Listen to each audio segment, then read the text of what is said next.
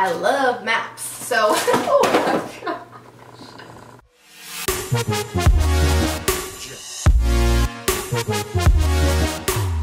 Hello everyone, welcome back to my channel. So today I am doing my April book haul. As everyone knows, I have a problem, it's a problem, and I refuse to fix it. So let's just get right into all the books that I have bought. So these first books are going to be my order from Thrift Books. One of my viewers just told me about Thrift Books and my whole life has changed. I'd never heard of it before, but I'm so happy I know of it now. So the first 3 books that I bought are Diana Gabaldon books. So I already own Outlander, but I didn't own Dragonfly and Amber, so I purchased that and I'm currently reading it. I'm about 100 pages in and it's ripping my heart out. And then I bought Voyager, which is book number 3 in the Outlander series. And then strangely enough, I skipped over 4 and went for the Fiery Cross number 5 because I was able to get this hardcover and it was so cheap. I couldn't find Drums in Autumn, the 4th book, cheap on there, so I think I'm probably just gonna buy it on Amazon or in a bookstore. But this was about $5, so I decided since it was hardcover, I would just buy it. I mean, I'm gonna read it, obviously. The next book is Night Film by Marisha Pessl. I had really no idea what this book was about. I had heard a lot of people talking about it though, and it's kind of this thriller with all these different kinds of pictures in it. I love pictures in books. I think it really just adds it. There's like case files and news articles, and I think it just makes a book all the more interesting when you can add in the kind of like real life evidence. And I don't know, I just thought this was really interesting. I got this from Thrift Books. It's very creased on the front, which I didn't really like, but I mean, again, I got it for so cheap that I can't really complain. The next 2 books are also from Thrift Books, but my only problem was I didn't realize which covers I was buying. I thought these were completely different covers. Not that I care, I'm not going to send them back because I got them for so cheap, but it was kind of deceiving. Like, I felt like I was being cheated out. Like, I wanted different covers, but this is Virginia Woolf, A Room of One's Own. I've talked about this a little bit before. It's kind of like a feminist series of essays about talking about a woman's place as an author and kind of what she had to endure as a woman and an author, and I don't know, it's very interesting and I've heard it's very good, so I'm gonna try it. And then the other book is Into the Forest by Jean Hegland. This is about 2 girls. I think it's about like a post-apocalyptic kind of thing where they're the last 2 people and they're stranded. I don't know, it's getting turned into a movie and I heard it was really good. It's pretty short. I mean, I was expecting it to be a little bit longer, which is awesome, so I can just fly right through this. And then the final 2 books are The History of Love by Nicole Krauss and The Royal We by Heather Cox and Jessica Morgan. I already finished this book and I really, really enjoyed it. It was a super quick read for me. It's great for like a cute little summer read. It's kind of Kate Middleton fan fiction, which I'm kind of okay with. And it's just a cute book. It's not some kind of literary classic. It's not something that's going to be breaking you to your core, but I mean, it's cute. The next book I received from Clean Teen Publishing. This is called The Neverland Wars by Audrey Greathouse. So I was sent this book for a review and I'm really excited to read this. This is basically about a girl named Gwen and she's kind of stuck in time. Basically, she has this opportunity to go to Neverland with Peter Pan and her little sister, or she has this opportunity to stay home. So she kind of has to make this decision, and lately I've really been into time travel books, so this looks really awesome. The cover is super cool, and I really like the whole fantasy retelling kind of thing, and it's kind of a retelling, but it's also kind of a play off of Peter Pan. It's supposed to be an extension after the obvious Peter Pan story has already happened.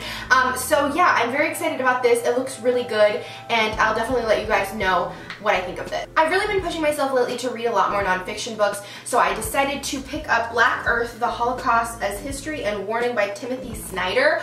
I had heard a little bit about this book. Lately I've been reading a lot about the Holocaust, World War II era, and this really interested me. It's got a lot to do with the Holocaust, but also Hitler's rise and all those kinds of things, and it's gonna be probably very difficult to read. You know, any book that talks about the Holocaust, World War II, it's a very difficult subject to discuss, but it's important to learn about, so I'm excited to read this as well. The next book I got, I'm so excited about. It's Six of Crows by Leigh Bardugo. I have heard so many things about this book, and I feel like I'm so behind because I haven't read it. I think the like black pages and everything is so cool. Honestly, I don't really know too much about this. I know it's set in the same place as her Grisha trilogy, which I still haven't read either, but I I've only heard good things about this, so I don't know why I haven't read it. Probably because I have 10 million other books to read, but that hasn't stopped me before.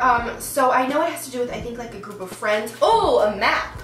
I love maps. So, oh, the next book is Transatlantic by Colin McCann. So what he does in this book is he kind of weaves 5 completely different stories together, and I think it's so interesting, and it has to do with Frederick Douglass and then the first transatlantic flight, George Mitchell, completely different generations, but also includes women. So I don't know, it sounded really interesting. It's really short, and it won I thought it won an award, but I don't think it did. Maybe it was shortlisted for something, I'm not sure, but I do know, I think he's an Irish author, so maybe it's an Irish award, I'm not sure, but I'm really excited to read this as well.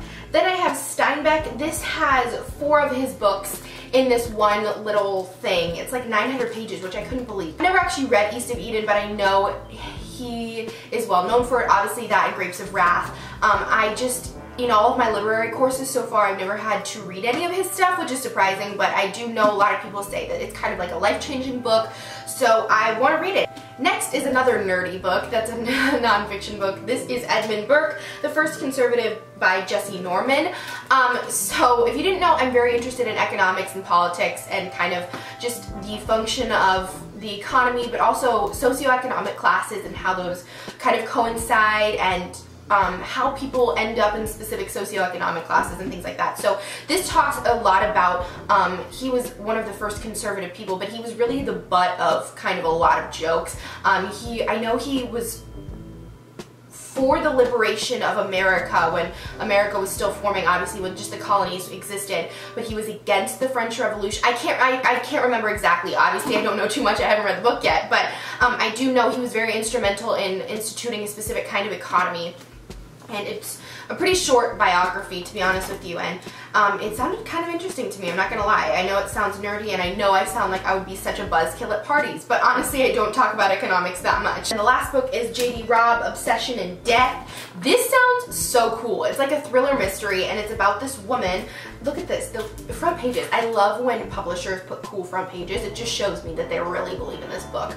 But it's about a woman named Eve Dallas, and she is a cop in New York, and somebody starts stalking her because they think that she's in love with them.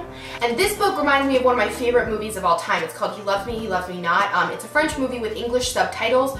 Oh my gosh, that movie blew my mind. I absolutely loved it, and it kind of sounds like that. The plot line of it, you guys have to look that movie up. I'm gonna link it somewhere because my sister made me watch it, and I was like, no, there's no way, because everybody's so anti-subtitles.